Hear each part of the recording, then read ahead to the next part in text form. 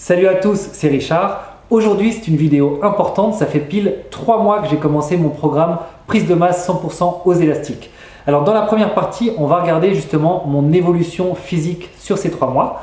Dans la deuxième partie, je vais vous parler de mon programme au niveau sportif, la façon dont je compose mes entraînements. Et enfin, comme promis, dans la troisième partie, on verra mon programme au niveau nutrition. Alors on va tout d'abord parler de mon évolution physique. La photo que vous voyez actuellement à l'écran, c'est celle que j'ai prise le 20 septembre 2019, date à laquelle j'ai commencé ce challenge prise de masse aux élastiques. Vous le voyez, je n'avais pas un gros volume musculaire, mais bon, j'avais quand même une bonne musculature de base. Ensuite, j'ai pris une deuxième photo. Celle-ci a été prise 1 mois et demi après le démarrage du programme, donc en gros fin octobre. Alors ce qu'on peut voir là-dessus, c'est que j'ai commencé à évoluer. On voit que les pectoraux sont un petit peu plus tracés et les bras, on le voit aussi, commencent à prendre en masse musculaire. Enfin, la dernière photo qui a été prise aujourd'hui même.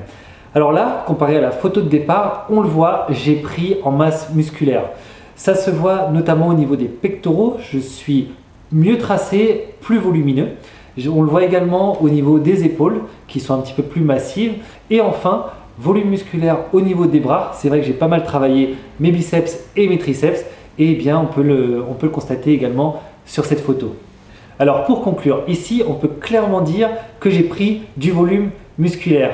Et ça, c'est bien parce que ça répond justement à cette question de départ sur le challenge. Est-ce qu'on peut oui ou non prendre du volume musculaire à l'élastique? Alors évidemment, je ne suis pas encore hyper massif, mais on le voit, la différence seulement sur 3 mois, on voit clairement l'écart entre le niveau de départ et le niveau d'arrivée. Le programme que j'ai effectué sur ces 3 mois était composé de 3 séances par semaine.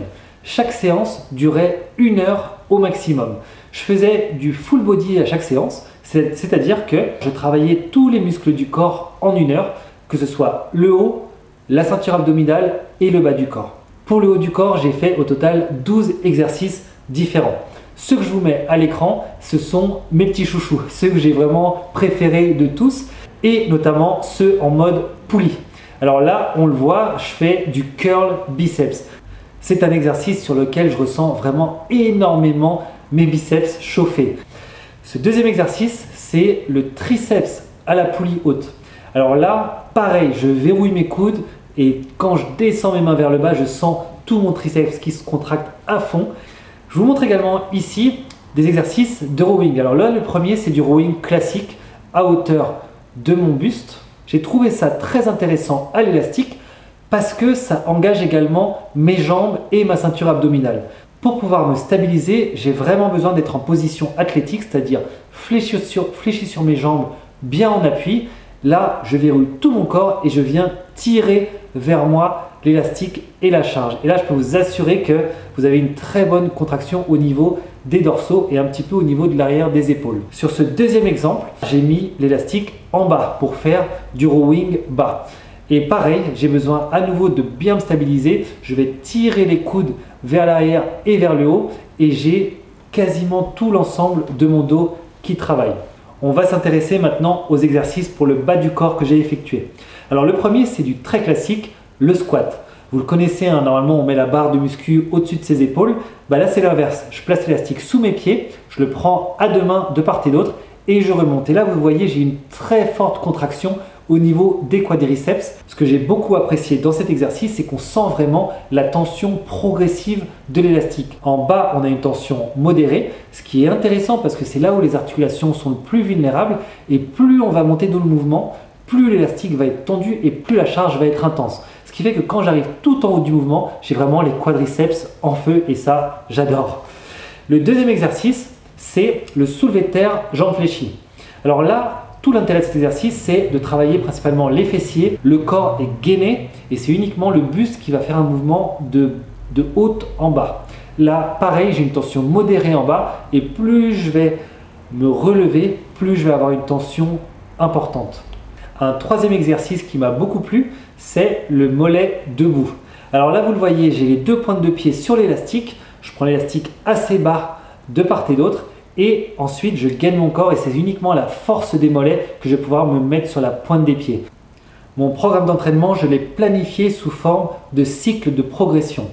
Aujourd'hui, on arrive à la fin du premier cycle qui a donc duré 3 mois. C'était un cycle qui était évidemment basé sur l'hypertrophie. J'étais principalement sur des séries de 10 répétitions avec des temps de repos entre chaque. Le cycle que je vais attaquer désormais va être un petit peu différent.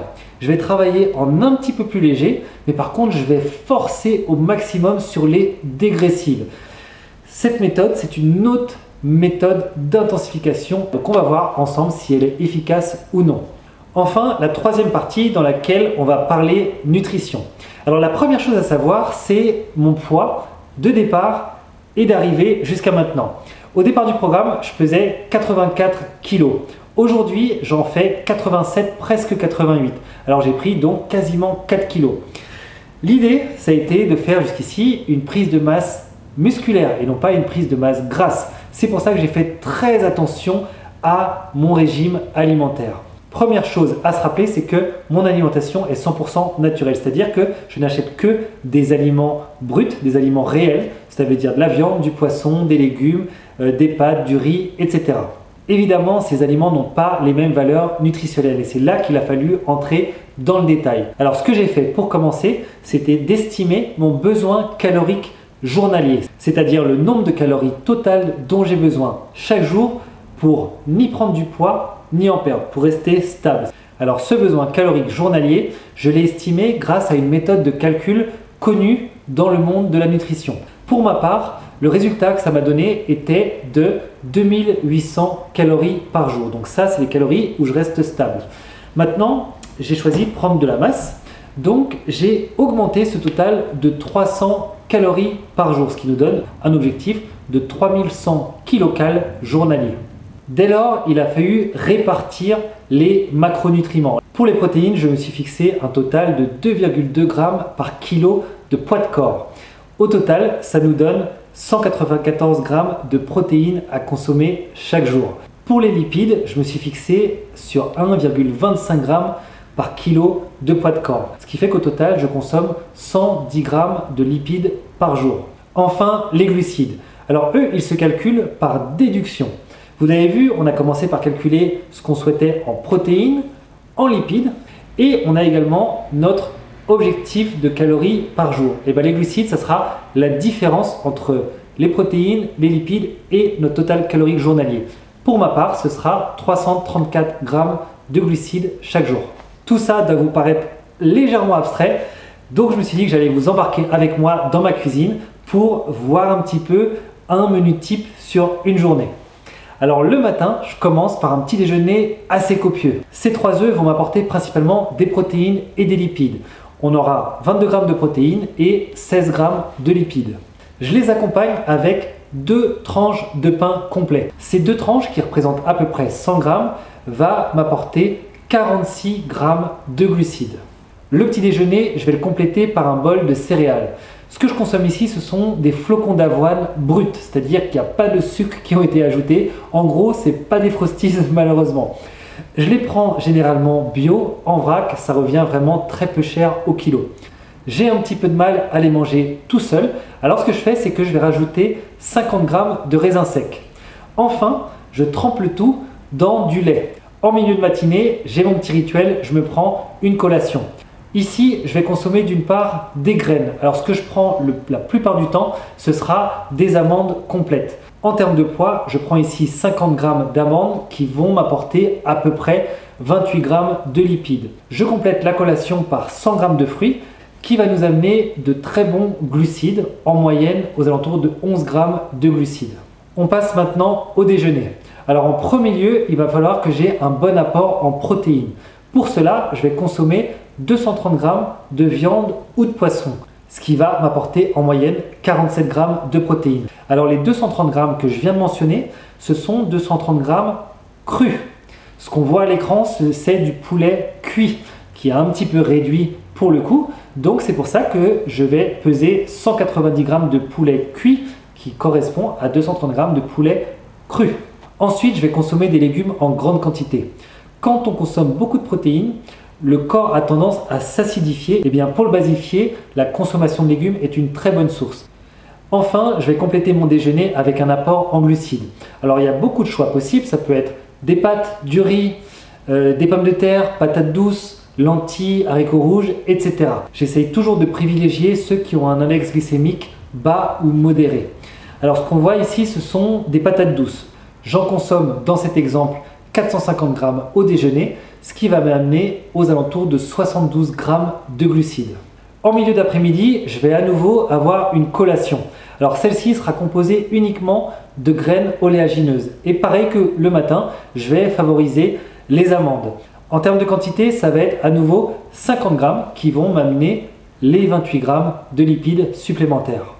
Pour finir, le dîner va être structuré de la même façon que le déjeuner, c'est-à-dire 230 g de viande ou de poisson, 300 g de légumes et en complément des glucides. Dans cet exemple, j'ai cuisiné 230 g d'escalope de dinde, 300 g de courgettes et 92 g de riz basmati. Faisons le bilan des courses pour finir. Au niveau des protéines, on arrive à 186 g sur la journée. Alors c'est légèrement inférieur aux 194 qu'on avait prévu, mais ça reste dans une limite totalement acceptable. Au niveau des lipides, là on est très proche de l'objectif, on arrive à 112 pour les 110 g qui étaient prévus initialement. Et puis les glucides, là encore, on est dans la fourchette très raisonnable puisqu'on arrive à 341 g pour un objectif de départ qui était à 334. Si on prend globalement le nombre de calories, eh bien dans mon exemple de menu d'aujourd'hui, on arrive à 3120 calories pour un objectif de 3100, donc on est raccord avec ce qu'on avait prévu. C'est tout pour aujourd'hui, j'espère que cette vidéo vous a plu. On se retrouve très prochainement pour une nouvelle étape de la prise de masse 100% aux élastiques. Pensez à liker si vous avez aimé le contenu, à partager avec un maximum de monde et à mettre tous vos petits commentaires. Je me ferai un plaisir d'y répondre très prochainement. À bientôt.